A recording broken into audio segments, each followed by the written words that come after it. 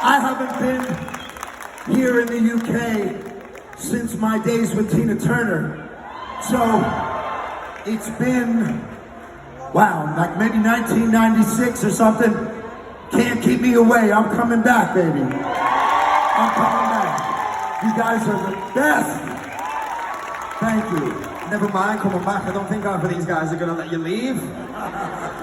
Thank you. So, you've answered a couple of my questions there. It's been a while since you're back in the UK. How have you found the reception for The Love of Horror this weekend? You know what? I gotta say, it sounds corny.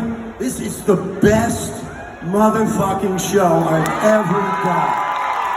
You guys are the best. The level that everybody knows all about the movies that we were in and my 5 little seconds that I had in that movie. Everybody here was singing every single word with me. It was like amazing. I was gonna lose my way on the second verse. This lady over here was singing every single word. So I owe you some money, I think. It's been an absolute blast to have you in the past couple of days. Thank you. The performing is amazing. It's so much fun. It's such a blast. I won't be able to get to sleep tonight because it's so exciting to feel all this love and that everybody has for the movie. But I gotta say, it's meeting all of you close up, getting a chance to chat, getting a chance to find out what the movie meant to you and what you're into, and meeting everybody. That to me is really where it's at. This is the icing on the cake, but the cake is all of you guys. Thank you. Honestly, it's been one of the greatest moments of my life to be able to introduce you. I've been a fan of the Lost Boys my whole life, as is everybody else here. I still believe it's honestly the most iconic scene in that film. And the first time you watch it, and they're going across the beach, and it's Michael and Star, and then it's you, and it's just, did you know you were going to have that level of impact? You know what? I really try, with these, like, who that wants to like look good or look like sexy or anything would wear purple tie-dye tights? So when I did it, I thought that Joel Schumacher was the kind of guy, and it's true, who'll just go with anything you want to go with. So that's why I did it. I did all this. This is Home Depot chain, and I just made this stupid outfit that I'm wearing, and 32 years later, I'm still wearing the same goddamn outfit.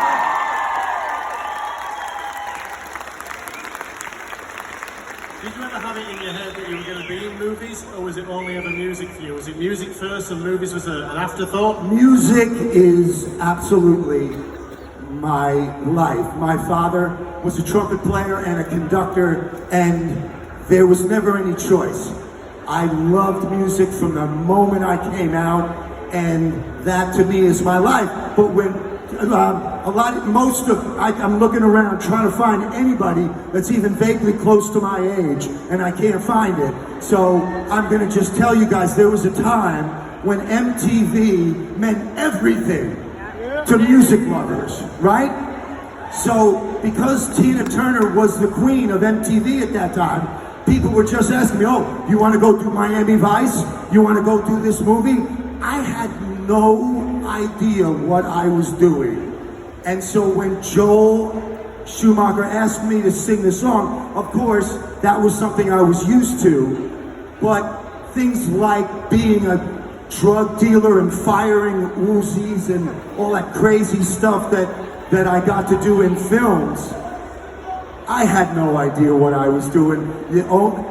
Because when you do something and people say, oh, that guy's good, let's have him do totally something that he cannot do, that he has no skills to do at all. So I think that's one of the reasons why the Lost Boys and the performance meant so much to me. You know, just to tell you, right, you guys do know that I did not write that song. That song was written by a group named The Call. And the luckiest thing that ever happened to me was that they were a Christian band. So if you listen to the lyrics of I Still Believe, you'll notice that it's really a prayer. And that's what's so beautiful about it, right? That's why it touches people, that song. And but they were a Christian band and they didn't want to have anything to do with a vampire movie. So that's how lucky I was, because I was not supposed to be in this movie. And it also explains why none of the vampires came anywhere near. Songs of prayer? Well, you know, has anybody seen the Lost Boys comics? Anybody seen them? Yeah, last year they did a set of comics and they put me on the cover twice because they made me into a vampire killer named The Believer, and my baby oil was blessed. So when the vampires touched it, they just dissolved. And in the end of it, I get impaled on a huge rock right on top of David, which is not a bad way to go, right? Always. Has anyone got any questions for Tim, really quick? Oh no, fair enough. Oh well. Yeah, quickly. Yeah, quick.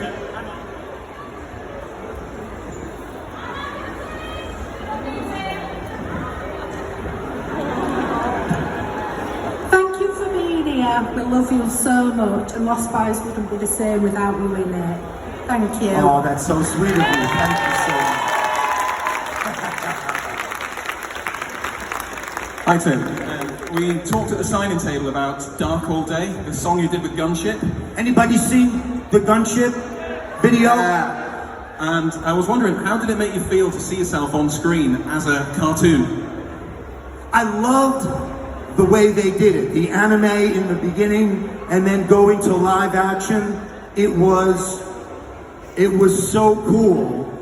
But of course, I could never live that man must have been 350 pounds of pure muscle. So I think they exaggerated me quite a bit.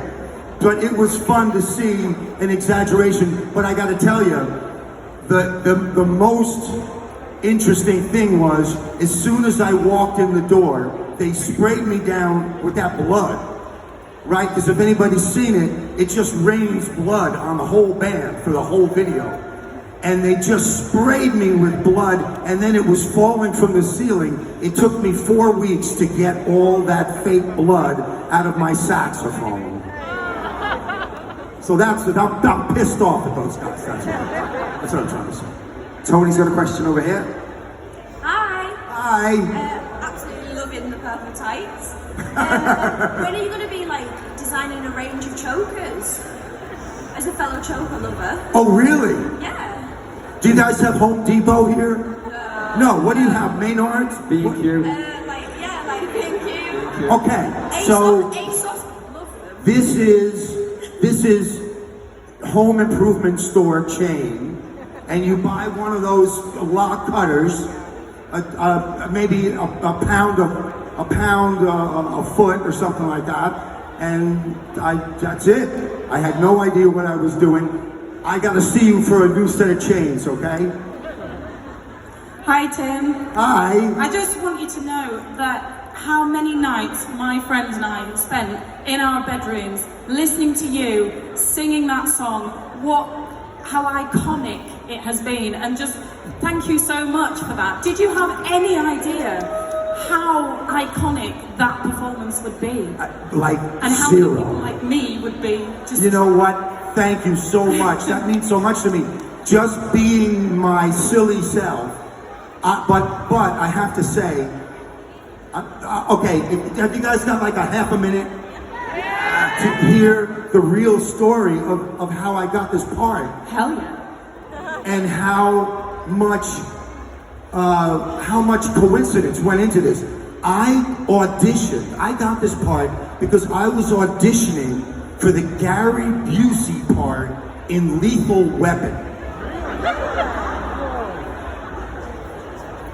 I told you, they always wanted me to be a drug dealer, a psychopath of some sort. Do I have that kind of vibe? Maybe I do. I must, yeah. So, when I was doing it, I was actually late for the audition. Have you ever been in your car and heard a song and you can't go into the store? You have to wait till it's over because you have to wait for the DJ to tell you who it is because you never heard it before and where you can get it. I swear to you, this sounds like BS, but it was I Still Believe. And I was late for my audition because I needed to write it down. When I went in, of course I didn't get the part, Gary Busey got the part, but a man I never met in my life, he just looked at me and said, "You play with Tina Turner, come with me." This was on the Warner Brothers lot. He walked me into Joel Schumacher's office. I opened the door, and Joel had a picture of me with Tina over his desk. So he was a big fan of Tina's, and he liked my playing. So I said, whatever this gig is, I think I got it. So it was as simple as him saying, "You want to sing a song in a movie?" And I went, "Yeah, sure. What day do you want to do it?" And it was that simple. But I loved that song so much by the time I recorded it that they asked me to write a song, but then they rejected it. That was the luckiest thing that ever happened to me. Because this song, as I said, it really is a prayer. It's so deep and it's so beautiful. Had I just written some piece of fluff, you know what I mean, for the movie to try to make some money, that would have been a huge mistake. So when we went in to record the song, anybody that's ever been in a recording studio knows you put the headphones on and you go in the booth, right? And you sing and you do it a few times and they give you a good performance. I knew that song so well, I loved it so much that I literally sat in the control room and had no headphones on. They just blasted the tune at me and I was singing into a $100 mic because they didn't think they could ever get a good take out of it. But I loved it so much that the first take was just, it was just an act of love. It took me more time to figure out the little saxophone bits of where I could put them than it did to record that vocal. So I think that what you're saying is you hear somebody who truly loved what I was doing. So thank you.